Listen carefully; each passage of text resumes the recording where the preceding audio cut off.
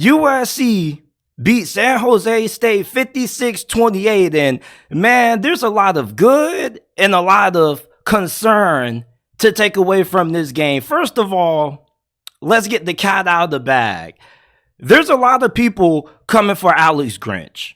A lot of people are not happy with the way USC's defense performed against San Jose State. That quarterback that San Jose State had out there, Cordero, that boy looked like something special Saturday afternoon against this Trojans defense. Now, I'm going to be real with you. I'm not that upset about the performance that we've seen out of this defense this past week. You know, like, I know Alex Grinch is somebody that a lot of people really don't like if you're a USC fan, but this defense wasn't really that bad. It's not like San Jose State was moving the ball up and down at will, and this defense couldn't do anything to stop it. Like, bro, they really gave up 21 points until they allowed like a touchdown during the middle portion of the fourth quarter where they had the backups in. There's only so much you can take away from week 0 of the college football season. Like, I know 28 points on the final scoreboard doesn't look good, especially where you got a lot of talent on that team from the transfer portal. You got guys like Alexander Bear, or I forgot how you pronounce his name. I think his name is Bear, and he transferred from Georgia.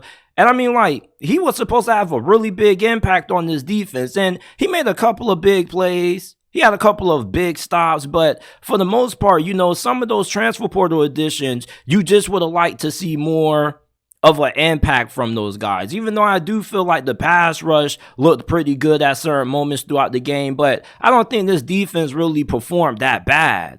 Of course, you don't want that quarterback to be playing as well as what he did, and he is one of the better quarterbacks in the G5. He has a lot of experience, and he was really good last year for San Jose State. And if they're struggling against him, imagine what's going to happen when they go against Cam Rising, Shedeur Sanders, Bo Nix, Michael Penix, or any of the other top quarterbacks in this conference, and this defense still can't get it together. You see, my biggest concerns with this defense is the communication on the back end of the secondary. There were a couple of touchdowns where the communication was severely lacking in my eyes, especially that touchdown that San Jose State got before halftime. Like, how does that even happen? How do you even allow a touchdown to be thrown that far on that end of the field? With that amount of time left, you should already know to have everybody kind of playing backwards, not allowing that big play to happen. I don't even get how you can have miscommunication in that kind of situation, but whatever happened. But miscommunication can be coached up. It can be fixed. USC doesn't need to have a top 10 defense to be a championship caliber program this year. They got Caleb Williams, they got Lincoln Riley, and they got a lot of great players on this offense that there's not too many teams that are going to be able to shut down this offense, especially with Caleb Williams when he's healthy at the helm at QB. Against a Kirby Smart coach defense, Caleb Williams still will be able to have a great game.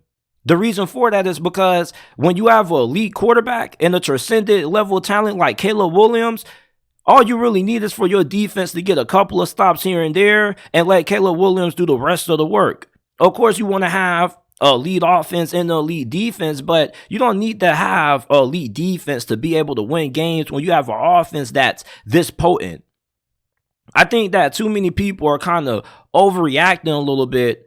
They acting like San Jose State was just moving the ball up and down at will. I mean, they gave up a touchdown in the fourth quarter with the jabronis in. You really going to hold that against Alex Grinch's garbage time? Like, you got guys trying to get experience. Now, this offense, like I just said, it's good enough that you don't need this defense to be elite. I mean, Caleb Williams, that boy is the truth. I was trying to tell my homeboy, like, my homeboy at first wasn't really sold on him, but I was like, no, like, we're going to watch a lot of Caleb Williams film until you get the picture why people are calling this dude the second coming of Patrick Mahomes. Did you see the damn play where he dropped the snap, picked the shit up, and still threw a damn touchdown? Like, do you know how insanely gifted you got to be to pull something like that off?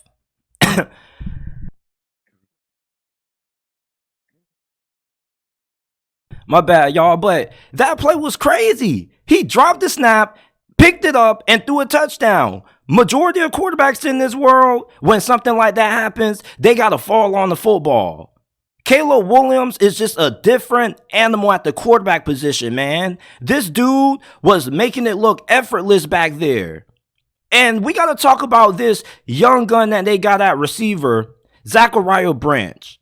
I don't know about you, but this dude reminds me a lot of D'Anthony Thomas. I get the Tyreek Hill comparisons, but he's so fluid in the open field, and he has such great vision to be a wide receiver that he just gives me a lot of D'Anthony Thomas vibes.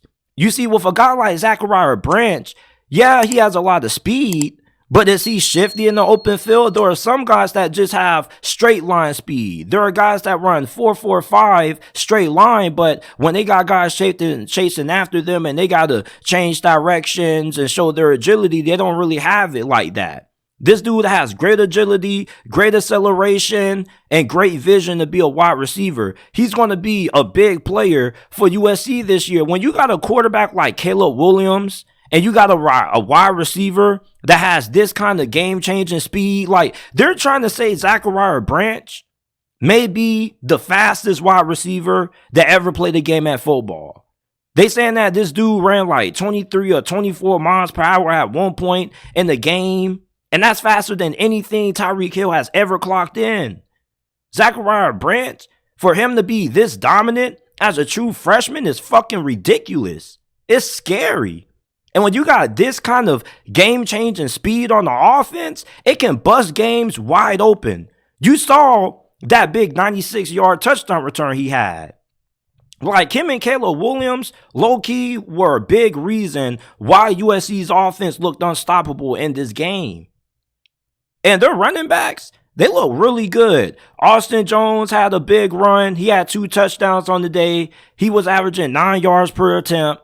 And then you got Marshawn Lloyd. Now, the main reason why I wanted to talk about the running backs is because I followed Marshawn Lloyd a lot when he was coming out of high school and when he went to South Carolina. And when he went to South Carolina, he dealt with a major injury that sidelined him for the majority of his early year that he was there. And then when he came back last year, he just wasn't really the same player that he was. And this game, we started to see a little bit of the old Marshawn Lloyd pre-injury. Now, he's not a burner. He's not a dude that's going to burn the defense downfield. He's not the most agile guy, but I think he has really good vision. And he's a freight train with the ball. Like every time he runs the football, it's some contact happening. It's a lot of chaos happening when he runs with the football. Keep your eyes on Marshawn Lloyd. But overall, USC, I think that there's a lot of positive to take away from this game. I think that a lot of people are kind of overreacting to the defensive performance. Like, bro, they gave up 21 points and then they gave up a touchdown with the backups in. Like, bro, y'all really going to hang that over Alex Grinch's head? Like, there are plenty of other schools that probably are going to have some performances where their defense probably gives up a good amount of points. I mean, it's week 0. When you're this early into the college football season, some things take a while to figure out. I'm not going to sit back and say that USC's defense didn't get better at all, because this defense, I mean, last year, they looked a lot worse than what I saw against San Jose State. But give me your comments on USC's win over San Jose State down in the comment section down below.